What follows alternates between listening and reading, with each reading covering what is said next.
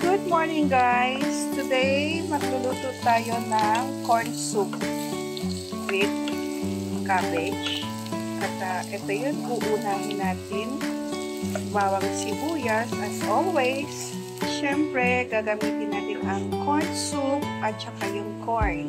Ito siya. Maglalagay tayo ng macaroni.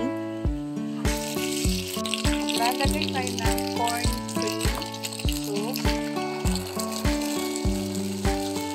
Chicken broth. Ayan.